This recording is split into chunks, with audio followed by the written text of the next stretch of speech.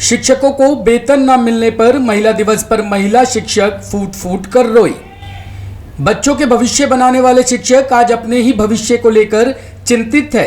पूर्वी दिल्ली नगर निगम के शिक्षक 4 महीने से वेतन नहीं मिलने से परेशान होकर निगम मुख्यालय के बाहर धरने पर बैठने को मजबूर है।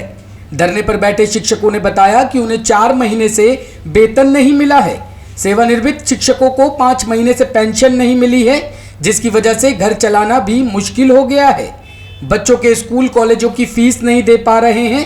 कर्ज से जिंदगी चल रही है, लेकिन अब कर्ज तक नहीं मिल रहा है। पूर्वी दिल्ली नगर निगम के शिक्षक न केवल बच्चों को शिक्षित कर रहे हैं, बल्कि उन्हें कोरोना काल में भी उनसे राशन वितरण सहित अलग अलग कार्य अपनी जान जोखिम में डालकर लिया जा रहा है। हमें यहाँ से कोई भी सूचना नहीं मिलती। कम से कम जिसके अंडर ये काम आता है सैलरी का, एक बार तो हमें ये बता के जाए कि इतने दिन बाद इतने महीने की आपको सैलरी दे दी जाएगी। उनको कोई फ़र्क नहीं पड़ता। हम अपनी नौकरियाँ कर करके आके यहाँ बैठते हैं। 2-2 घंटे का सफ़र करके हम घर से आते हैं। हम साउथ दिल्ली से ईस्ट दिल्ली में नौकरी करने आते हैं। हमारे हालात इन्होंने ऐसे कर दिए हैं जो हमारे बिना नौकरी के भी नहीं थे। बिना नौकरी के भी हम ठीक से थे। नौकरी के बाद तो हम सोचते हैं कि हमारा कुछ अच्छा हो, लाइफस्टाइल अच्छा हो, हमारी डाइट अच्छी हो, हमारी फैमिली को भी हमारा सपोर्ट मिले। कुछ भी नहीं हो रहा है। उल्टा हम नौकरी के बाद भी अपनी फैमिली पे बर्डन बन रहे हैं।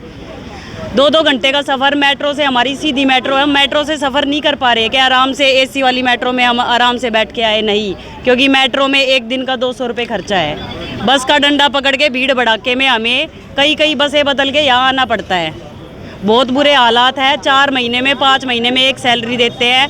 वो सैलरी पिछले 5 महीने का उतारने में और अगले 5 महीने के लिए चलाने में पूरा 10 महीने का एस्टिमेट करने में चली जाती है। हालात बहुत बुरे हैं। सरकारी नौकरी है, कहने को 50,000 रुपये हमारी सैलरी है, लेकिन हमारे खाते में 5,000 रुपये भी नहीं है। ये सच्चाई है। वहीं नेता विपक्ष मनोज त्यागी ने कहा कि बीजेपी एमसीडी में शिक्षकों का वेतन न मिलने से शिक्षकों को बार बार अपने वेतन के लिए धरने पर बैठना पड़ता है। वहीं मनोज त्यागी ने कहा कि कोरोना काल में पहले टीचर स्कूल जाते थे, बच्चे नहीं, लेकिन अब बच्चे स्कूल जाने लगे हैं और टीचर एमसीडी के बाहर धरने पर बैठे हैं।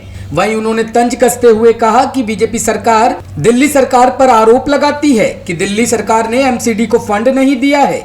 उन्होंने कहा कि दिल्ली सरकार ने अपनी चौथी किस्त 157 करोड़ रुपए दे दी है। हम सब ये पूछना चाहते हैं कि आखिर ये पैसा कहां गया। अगर एमसीडी कर्मचारियों और शिक्षकों को उनका वेतन नहीं मिला, इसलिए आने वाले दिनों में एमसीडी चुनाव में बीजेपी का सुपड़ा साफ होगा और आम आदमी पार्टी निगम में जीतेगी। आज वो लोग जो प्रोटेस्ट पे बैठे हमारे टीचर्स हैं, उनको भी देखने के लिए नीचे नहीं आए।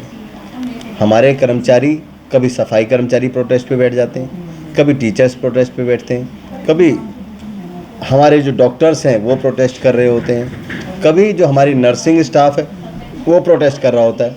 मैं समझता हूँ कि बहुत ही दुखद विषय है कि सफाई कर्मचारी, टीचर्स, डॉक्टर्स और जो पेंशनर हैं, एमसीडी के कर्मचारी जो पेंशनर हैं, उनकी तनख्वाह नहीं मिल पा रही, पेंशनर्स की पेंशन नहीं मिल पा रही। ये बहुत ही दुख का विषय है। भारतीय जनता पार्टी निगम के अंदर तमाम कामों में फेल साबित हुई। आज हमारे जो टीचर्स हैं वो प्रोटेस्ट पे बैठे हैं। क्यों बैठे हैं? क्योंकि उनकी पिछले 4 महीने से तनख्वाह नहीं मिली। मैं आपको बता दूं कि पिछले 4 महीने पहले जब एमसीडी में बैठे भारतीय जनता पार्टी, जिनके बजट बुक के हिसाब से उनके पास तकरीबन 2.5 महीने की सैलरी देने के लिए पैसा था, तकरीबन 75 करोड़ रुपए उनकी किताबों में था खड़ा हुआ, लेकिन उसके बावजूद भी उन्होंने टीचर्स की सैलरी नहीं दी और टीचर्स को मजबूर होकर के प्रोटेस्ट करना पड़ा। उस प्रोटेस्ट के बाद उन्होंने 1 महीने की सैलरी रिलीज़ करी। आज भी मुझे ऐसा ही लगता है कि बार बार ये टीचर्स से प्रोटेस्ट करा के दिल्ली सरकार को बदनाम करने का काम करवाना चाहते हैं कि टीचर्स, ये जब भी कोई भी विभाग के कर्मचारी प्रोटेस्ट करते तो ये सीधा कहते दिल्ली सरकार से पैसा नहीं आया। दिल्ली सरकार ने अपनी चौथी किस्त जो है 157 करोड़ रुपए की रिलीज़ करी।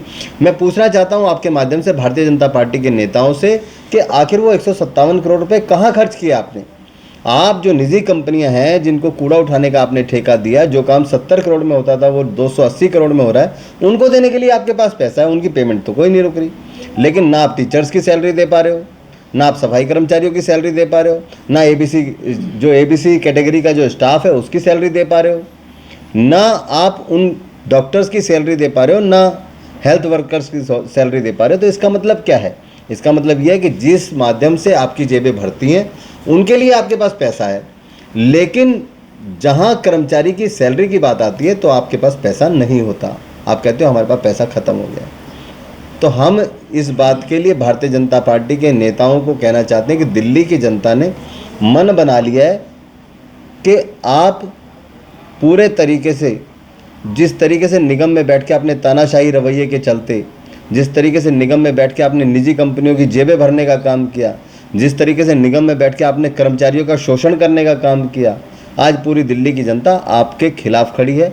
दिल्ली की जनता मन बना चुकी है कि 1.5 महीने बाद।